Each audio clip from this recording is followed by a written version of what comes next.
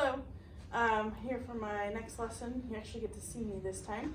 So the last couple lessons we've been doing exponential growth and decay graphs. There's another thing we can do with exponential growth and decay, and that's through a model. So if we know enough information about a certain situation and it's exponential over time, much like the COVID-19 stuff is exponential, we can use it as a predictor. So that's what we're going to talk about now. So with the growth and decay models, there's a little bit of a formula.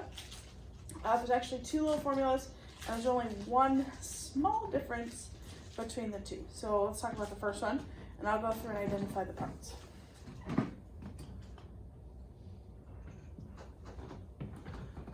So here's our growth model.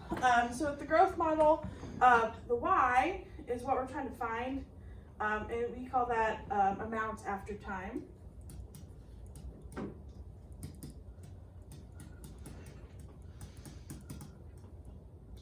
Okay.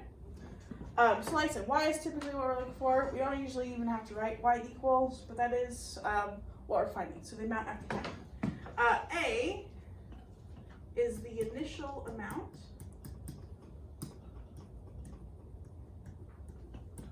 Okay. So if we're talking about some sort of population increase or disease increase, that's the initial amount of what you have. Or sometimes this is used in banking, so it's like your initial deposit, different things like that. So you have your initial amount, that's what the A is. 1, this is a 1, not a letter. It stands for 100% of the original, because the way we get this middle parenthesis part is the growth rate. We have, so we take what we start with, 100% of what we start with, and we add on the R, which I'll talk about in a second. But again, that's a 1, which whenever you're using models like this, you can't use a percentage, so we always change it into a decimal. So that's 100% as a decimal. So it's always 1, and then we add our R, which is your rate. So usually it's in some sort of yearly amount. Could be months, could be hours, could be whatever. So it might say like it increases 2% per day, or increases 10% per year, or something like that. So again, it's as a percentage. So when you put your rate in, you need to make sure you put it as a decimal.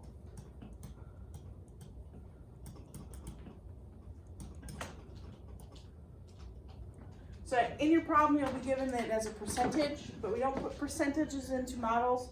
We have to change it into decimals. So you just move the decimal place twice. So that's why 100% changed to 1, because the decimal point's right here behind the 0. Moved it twice, and now it's 1. So that's what R is. And then T is time. So like I said, if our interest rate is set up in days, then we'll have how much is it after so many days. If it's set up in years, how much is it after so many years? Okay, so that's the growth model. So we have, again, our amount after time. That's what we're trying to find. Our initial amount is our A, and then what we multiply to the initial amount is the growth rate. This whole thing inside parentheses called the growth rate. So you take 100% of your original, add on that rate of increase. Okay, again, as a decimal, because usually it's given to you as a percent. So make sure you move that decimal place twice. And then we take the growth rate and we raise it to the amount of time. So days, weeks, months, years, whatever. Okay, so that's for growth. So if you have a situation that's growing, like population, disease, all that, you're going to use the growth model. So then typically in the problem, you'll see some sort of keyword that indicates it's growing.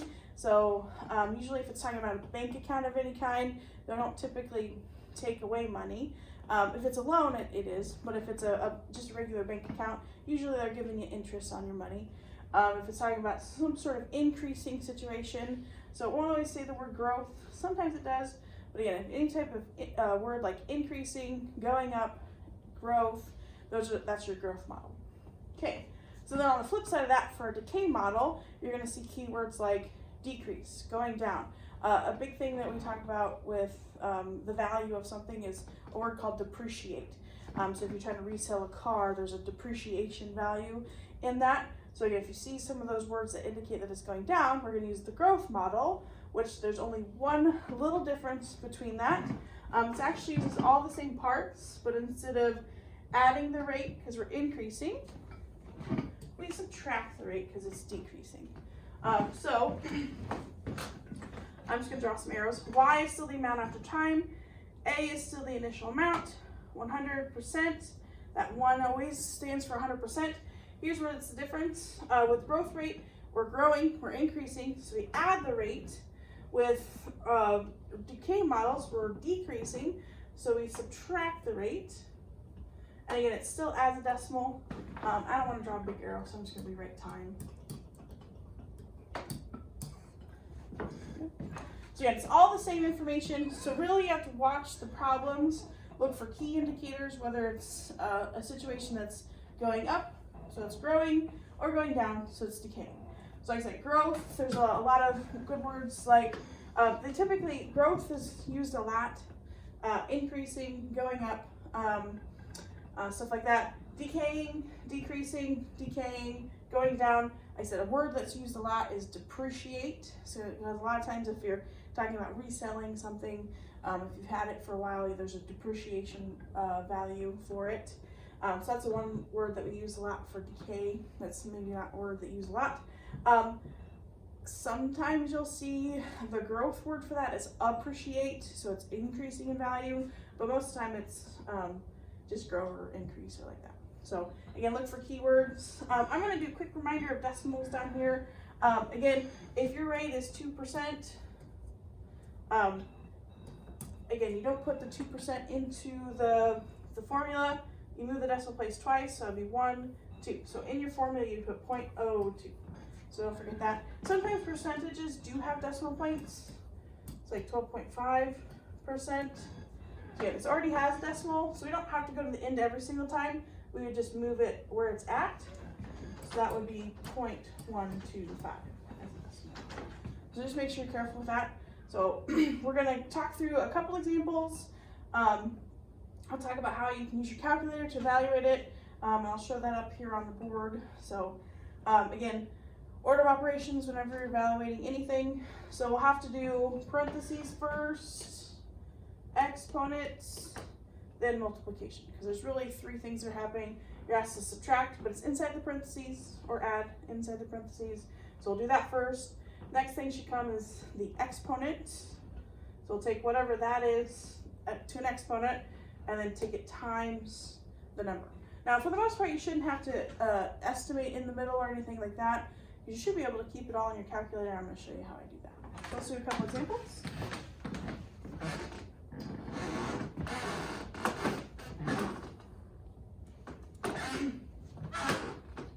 All right, so we're looking at a new car.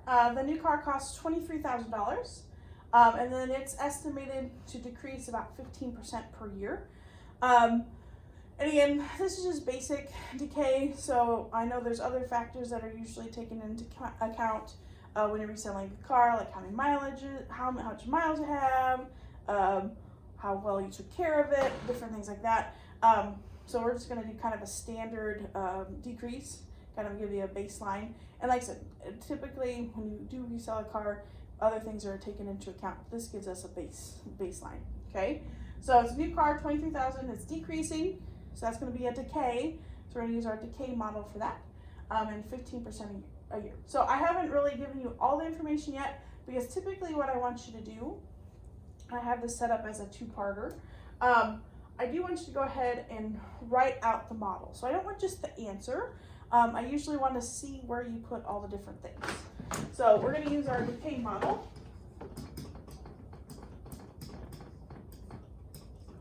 Hopefully everybody understands why I'm using decay. It is decreasing, so we're going to decrease our rate over that time. So the first part, we're just going to set up the model. Really the only thing I haven't given you is how many years later we're going to sell this car. So let's get it set up, except for we don't know T yet, so I'm just leave it as a T. So we have Y equals, our initial amount is at 23,000. And then again, the 1 stays, because it stays for 100% of the original, To get our decrease rate, we're going to subtract the rate, which our rate is 15%. So 15% as a decimal. Again, since I don't see a decimal already, just go to the end, move that twice. So my rate is going to be 0.15. Like I said, I haven't given you time yet, so I'm just going to put T there for now. So there's our setup of our model, and again, I want to see that, so I make sure that you put your numbers in the right spot, make sure you turn the decimal correct, okay? Usually I give you all the information at once, but I just wanted to emphasize with this problem is I want to see your setup, I don't want to just see your answer, okay? So then for the second part, we're going to estimate the value after 3 years. So I'm going to go ahead and switch to T. Okay, so yeah, I just wanted to emphasize as I was going through my examples, so I don't want to just see your answer, I want to see your setup, okay? So like I said, when we're doing this, we'll have to do order of operations. So we'll do our parentheses first, so we're going to subtract, then we'll do the exponent of 3, and then take it times 23,000. Now as far as what you round to, it depends on case by case. Here we're talking about money. So with money, we usually round to the nearest cent, so 2 decimal places.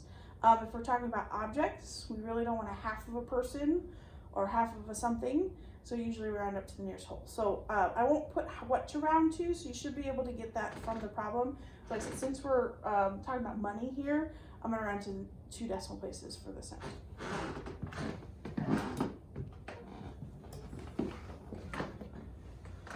Okay, and like I said, you should be able to do this step by step in your calculator. I would caution about typing it all in at once, especially on phone calculators, because you don't know quite if they're reading it exactly as you want.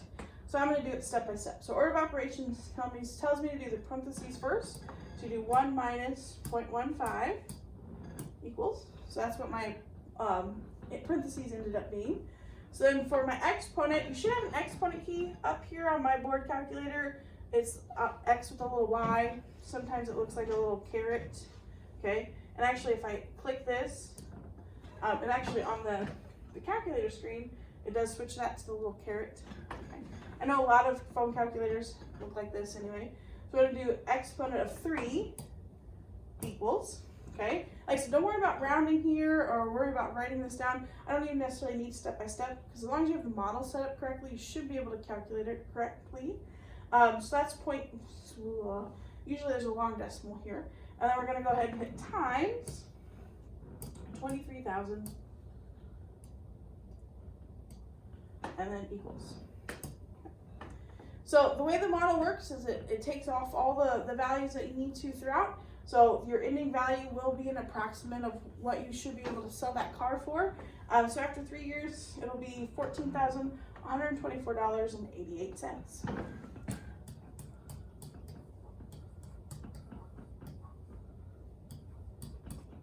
Again, throw in a little label. Again, depending on what type of thing we're talking about, here's money, so I rounded to the nearest cent. Even if you did it to the nearest whole dollar, that'd be okay, but usually money is the nearest cent. Put on a little label, dollar sign's fine. Make sure you do label when we're talking about different situations. So there's the first one.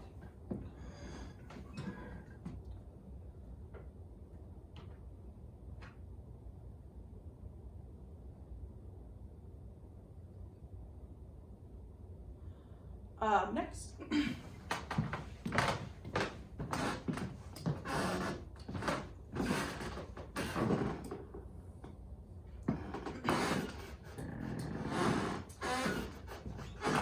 So in 2015, there were approximately 470,000 deer in the state of Iowa.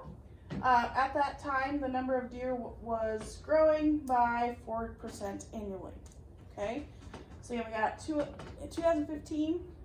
470,000 deer were in the state, and they were growing 4% annually. Again, with this problem, I still haven't given you the time. I do have a starting value, but 2015 is not our T, okay? I'll give you how much we're going to find after a little while. So, just like before, we're going to set up our model for the number of deer. We'll have to first identify, is this a growth or a decay? So again, you're looking for keywords throughout. So what I point out is it's growing. So that means we're going to use our growth model.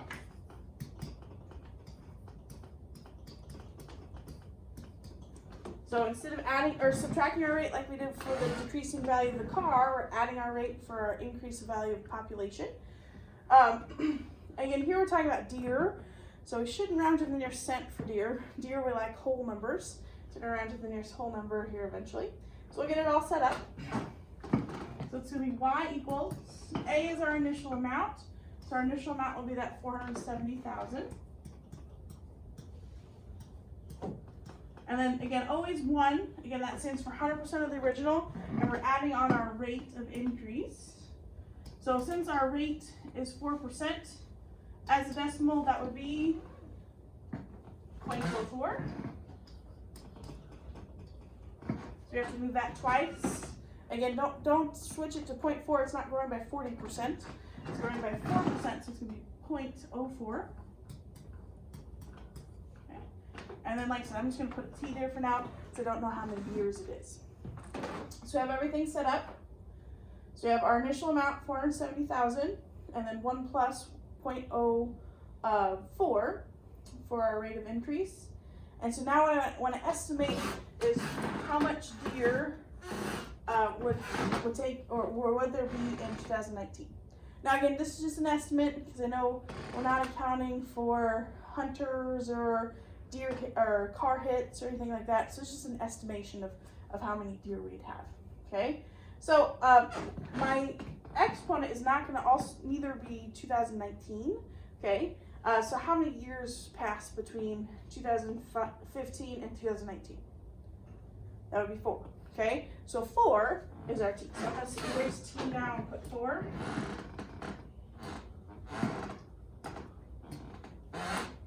And so now we have all of our stuff set up. Again, I want to see your model set up, and then I'll have our answer. So then I'll do that same thing on my calculator. And again, I'll do step by step. Because again, what worries me about phone calculators is it doesn't always read order of operations correctly.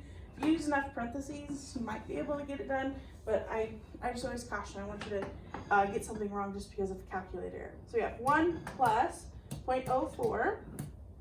So there's our growth rate.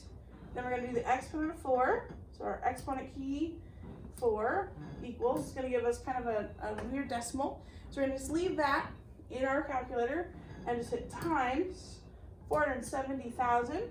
So make sure you watch your zeros on this one. So I have 470 and then 3 more zeros. So I have my 470 and then hit equals. And so approximately there would be 549,833.5. Now again, we don't want a half a deer, so I'm actually going to round that up. So 549,834.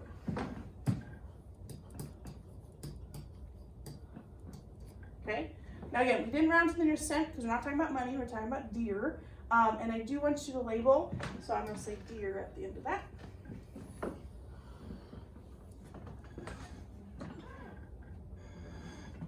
And again, that doesn't take into account hunters getting hit by cars, different things like that, disease.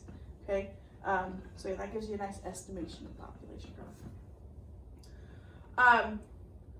So I hope this made sense. Again, if you have any questions for me, just let me know. You can either shoot me an email or I will do a Google Hangout video conference. If you need questions, just hop on that. I'll just put a link on there Mondays and Wednesdays.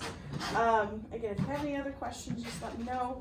I'll put some problems up that have a little bit of growth and decay with them. So, bye.